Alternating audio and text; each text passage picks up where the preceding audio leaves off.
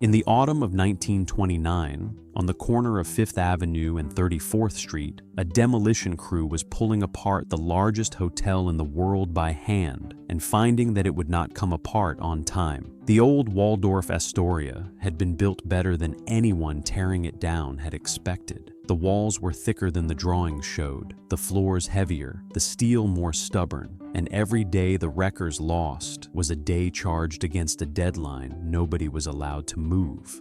There were no hydraulic excavators to hurry the work, and no explosives permitted on a crowded midtown block. Only men with picks and crowbars, and the winter coming on.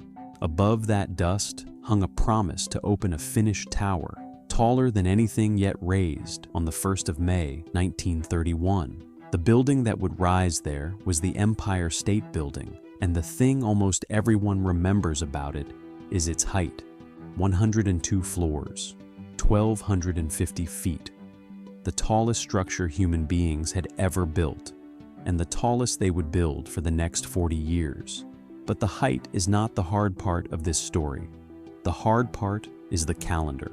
The opening had been fixed for the 1st of May because New York office leases turned over on only 2 dates a year, and a tower finished even a day late would sit empty until the next one.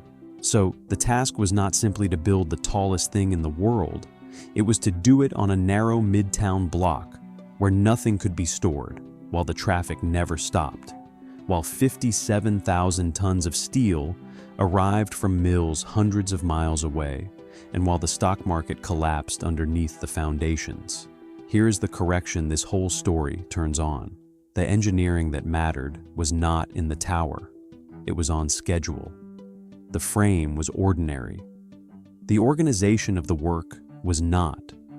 This is the story of a building run like a factory that happened to point at the sky. It is the story of a calendar that became a machine.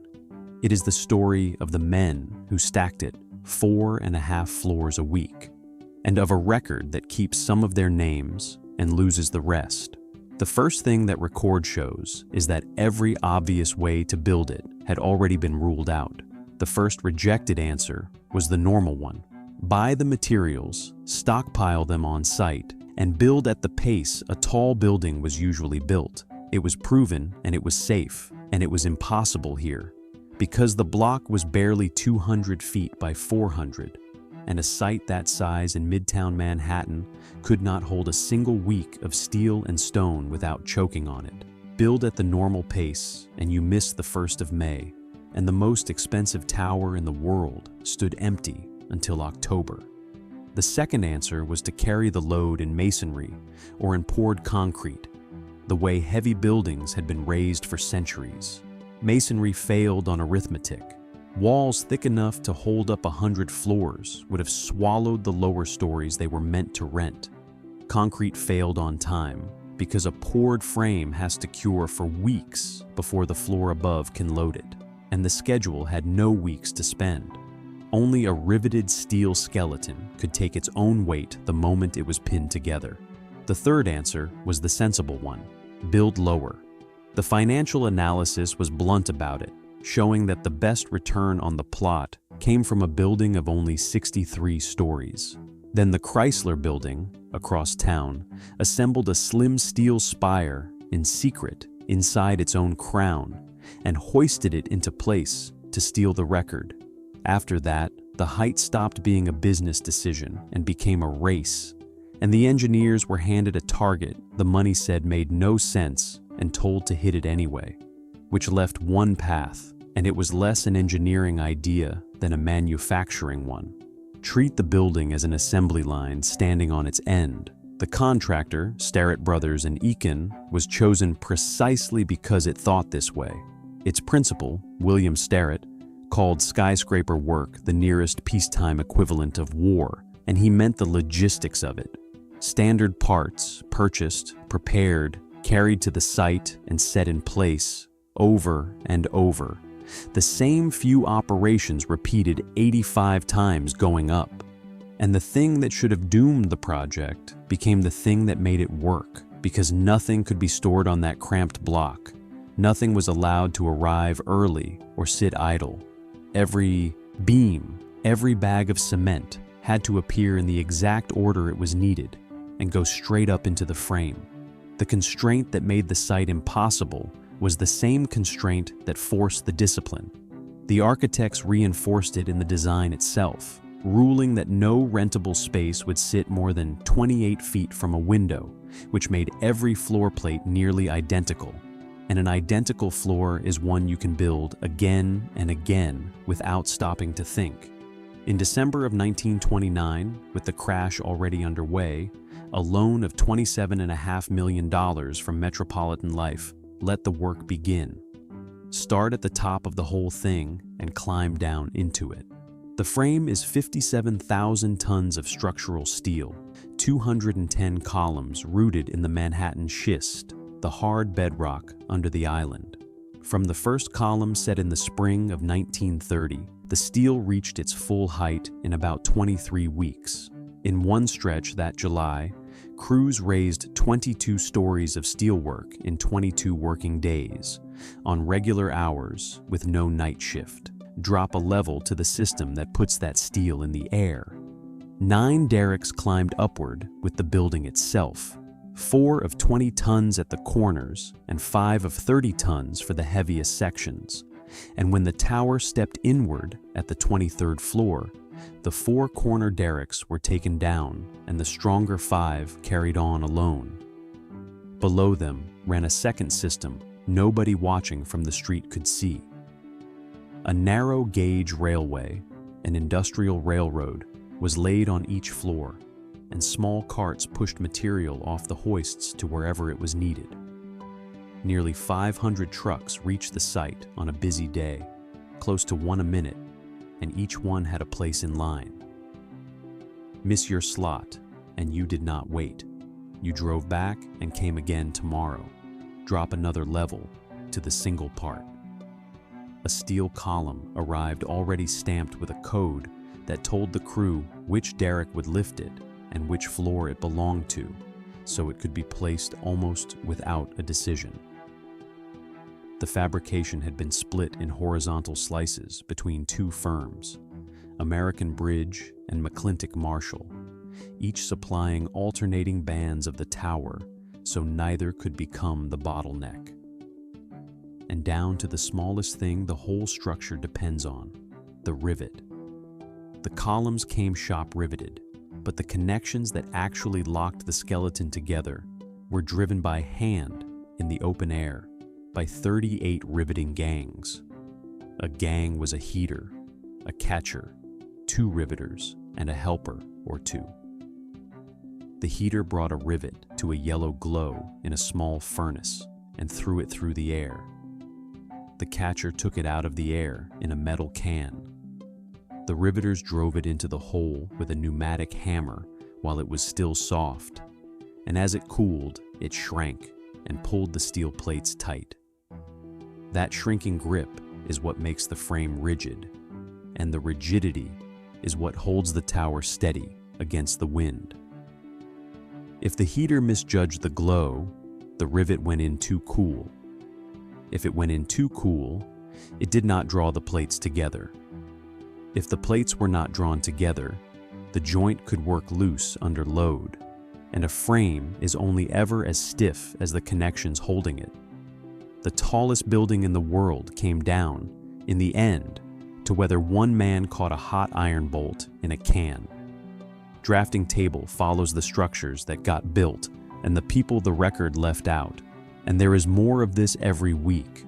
Those catchers are worth staying with, because who they were is most of the story. They were iron workers and riveters, and a striking number of them were Mohawk men from Kanawaki, near Montreal, who had come south to work the high steel. The old line that they felt no fear of heights was a stereotype, and a lazy one. They were not fearless, they were skilled. Alongside them worked Irish and Italian immigrants and men up from the American South, most with no formal safety training, learning the beam on the beam. A working day was spent on open steel a few inches wide, hundreds of feet above the street, with no harness and nothing underneath. Getting a crew down to the ground and back up again would have eaten the lunch hour whole, so the contractor put food stands every few floors, and the men warmed their own lunches on steel that had been riveted hot that morning. In winter, the wind froze bare hands on the iron. In summer, the same steel grew hot enough to burn through a glove. The conditions were recorded unevenly. The payroll, at the peak, ran toward $250,000 in a single week, and wages had fallen with the Depression, which is one plain reason the tower came in under its budget. As for the cost in lives, the official figure is 5 men dead. Some accounts say 6. Whether either number is the true one is a question the site's own records were never built to answer, because the records were kept by the people keeping the schedule. What survives best is photography. Lewis Hine, already 56, rode out over Fifth Avenue in a basket 1,000 feet up to shoot the men at work, and made the image he called Icarus. The pictures kept their faces. The paperwork mostly did not keep their names. The proof of the whole method was the speed itself, and the speed had a clock on it. The developers had allowed roughly 18 months, and the frame answered them floor by floor. Through that summer, the steel went up at 4.5 stories a week, faster in places, and the crews stayed a full story ahead of the walls and the plumbing and the glazing coming up behind them. What could go wrong was everything at once: a single late truck or a jammed hoist stalling the trades stacked below it, and the monitoring system stare it ran, inspectors walking the floors and logging the work by the day, existed to catch exactly that before it spread. The steel topped out on schedule. The whole tower, from the first wrecking bar on the Waldorf to the finished building, took 410 days, and it finished ahead of time. On the 1st of May, 1931, President Hoover pressed a button in Washington and the lights came on. Al Smith, the building's public face, drove a final rivet made of gold, and then the deflation. The tower opened into the worst of the Depression, mostly empty, and the papers took to calling it the Empty State Building. It would not turn a profit for nearly 2 decades. The men who had actually raised it were not at the ceremony. The riveting gangs had already scattered to the next job, and William Starrett, who had run the whole operation, would be dead of a stroke within the year. The tallest title held until 1970, when the World Trade Center took it. Hot riveting, the very craft those gangs practiced in the air, was giving way to welding and would soon vanish from tall construction altogether. But the method underneath the building outlived the building's records. The prefabricated part, the delivery sequence to the minute, the trades kept in strict order up the tower, that is, ordinary construction management now, and every large project since has been run on some version of it.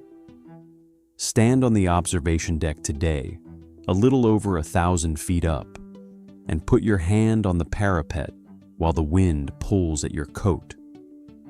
Under the limestone and the marble is the same riveted steel, still holding you exactly where you stand, and every joint of it was pinned by a gang working against a calendar with no room to store even one spare beam. When people picture the age that steel belonged to, this is the shape they picture, and the reason is not sentiment.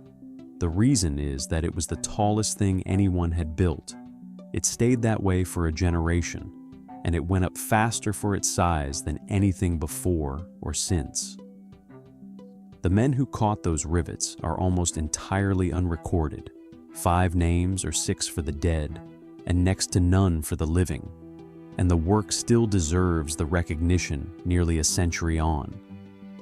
It is not remembered for the thing that earned it, not one man's ego, not a silhouette on a postcard, but a masterpiece of organization, raised 4.5 floors a week by crews the record barely kept.